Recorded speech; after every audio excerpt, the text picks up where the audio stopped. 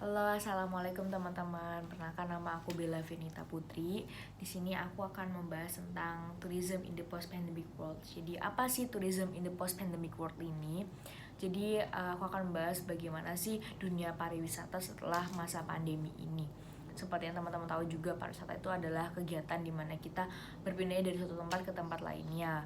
Biasanya kegiatan ini adalah untuk bersenang-senang, untuk liburan, untuk refreshing otak kita setelah keseharian kita, untuk bekerja, sekolah, kuliah seperti itu. Jadi biasanya kegiatan ini nih kita lakukan biasanya pada weekend dan juga pada saat libur panjang. Dan juga ya seperti teman-teman tahu juga nih, sektor pariwisata ini sangat menguntungkan negara-negara berkembang karena setiap orang tuh membutuhkan liburan, setiap orang membutuhkan bidang ini untuk merefreshing otak mereka dari kehidupan mereka sehari-hari. Jadi karena itulah banyak sekali negara yang bergantung kehidupannya pada sektor pariwisata, seperti contohnya pada di Bali. Karena melimpah sekali objek wisata di Bali itu, banyak sekali SDM-nya yang menggantungkan kehidupannya di sektor pariwisata ini. Karena memang jika negara tidak bisa mengelola objek wisata juga, itu akan sangat disayangkan sekali pada mereka mempunyai potensi untuk menjual objeknya, untuk memperkenalkan negaranya juga dalam sektor pariwisata. Jadi sektor ini juga sangat-sangat luas gitu, tidak hanya hal-hal yang sederhana, karena juga kita bisa memperkenalkan daerah kita, memperkenalkan negara kita dalam contohnya di sektor pariwisata. Dan seperti yang teman-teman tahu juga, seperti teman-teman tahu juga, dunia ini pada awal Maret 2020 sudah mulai terdampaknya virus COVID-19. Kita sudah menghadapi suatu wabah yang sangat besar dan juga pandemi, di mana pada pandemi ini kita semua sektor harus berhenti, semua hal juga harus diberhentikan karena virus ini persebarannya sangat luas, sangat cepat sekali, di mana virus ini juga tidak gampang, tidak mudah untuk ditemukan obatnya, karena dia juga adalah virus yang bisa berubah-ubah bentuknya, bisa menyamai virus lainnya. Jadi makanya dari itu banyak sekali sektor harus diberhentikan karena virus ini terpaparnya antara dari satu orang ke orang lainnya dengan sangat mudahnya, seperti air liur seperti itu, seperti saling tidak menjaga jarak, saling banyak kontak fisik seperti itu. Jadi banyak sektor yang harus diberhentikan dahulu. Jadi kita juga sempat mengalami lockdown, kita harus work from home, juga banyak sekali orang-orang yang di PHK, apalagi dalam sektor pariwisata ini juga banyak sekali yang harus diberhentikan. Jadi makanya banyak sekali aspek-aspek seperti akomodasi, tempat makan, hotel-hotel yang harus berhenti saat itu, juga harus mengalami grafik yang sangat turun untuk perkembangannya. Dan juga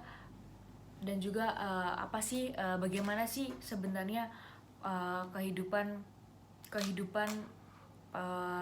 setelah pandemi ini bisa kita simpulkan. Mungkin kehidupannya ini adalah dimana kita sudah bisa selaras, kita sudah berjalan sejajar dengan pandemi ini. Kita sudah bisa mengatasi gimana sih caranya kita untuk protokol kesehatan yang benar, bagaimana kita sudah bisa menemukan vaksin, yaitu sangat penting sekali. Yang kita tahu juga, vaksin itu sangat lama sekali untuk ditemukannya. Dan juga kita sudah bisa mengatasi gimana sih kalau kita terkena virus ini, bagaimana cara langkah awalnya untuk pengobatannya, bagaimana langkah awal untuk mengatasinya, bagaimana sih cara untuk memperlambat penyebarannya, seperti kita memakai masker, sering-sering mencuci tangan, sering juga kita memakai hand sanitizer. Kita juga sudah mulai untuk membawa kotak makan sendiri, kita sudah mulai social distancing di banyak sekali tempat-tempat wisata, apalagi kayak untuk tempat-tempat makan itu tuh kayak banyak sekali bangku-bangku yang sudah terisinya dari yang satu meja 4 orang menjadi 2 orang. Sudah banyak sekali tempat-tempat juga yang dimana mereka itu sudah memperlakukan bagaimana caranya sosialisasi yang benar, seperti di bangku taman itu jadinya biasanya dari 3 orang menjadi 2 orang seperti itu. Dan juga banyak juga tempat-tempat wisata yang memberikan syarat untuk wisatawannya datang membawa surat hasil swab atau surat hasil rapid, yaitu surat surat tanda mereka tidak terpapar tidak sedang terpapar virus COVID-19 maksud saya. Jadi seperti itu. Jadi ya bagaimana kita bisa sudah terbiasa dengan kehidupan new normal, kehidupan dimana kita memang harus benar-benar hidup bersih, kita dimana kita harus benar-benar hidup tidak lagi seperti dulu yang kita bisa makan di sebarang tempat, kita bisa makan dengan tempat makan satu sama lainnya dengan bersamaan, kita bisa makan dengan tempat makan yang sama dengan teman-teman kita tidak bisa seperti itu. Dimana kita sudah terbiasa dengan hal itu semua, kita sudah membiasakan diri. Disitulah dimana kita sudah bangkit dari masa pandemi ini, dimana kita sudah memang bisa hidup dengan secara yang baru. Disitulah sektor pariwisata sudah bisa berkembang ya, walaupun pastinya nantinya juga tidak akan bisa seramai dulu lagi, karena kan juga kita harus membatasi orang-orang untuk setiap harinya datang pada destinasi tersebut. Jadinya mungkin bisa berkembang, tapi kita akan pelan-pelan untuk menyampaikan grafik yang tinggi lagi, tapi memerlukan waktu yang cukup bisa terbilang lama lah ya. Dan juga menurut saya hal itu tidak masalah, karena seperti yang kita tahu juga banyak sekali kebun binatang yang sudah hewannya sangat-sangat kurus, sangat memperhatikan, bahkan banyak juga yang orang-orang yang pemilik kebun binatang ini memakan hewan lain untuk dimakan pada hewan lainnya, seperti mungkin seperti ayam atau bagaimana, itu untuk dimakan pada harimau seperti itu. Karena juga sangat memprihatinkan kebun binatang ini, karena memang ya sudah tidak ada pemasukan dan juga sudah tidak ada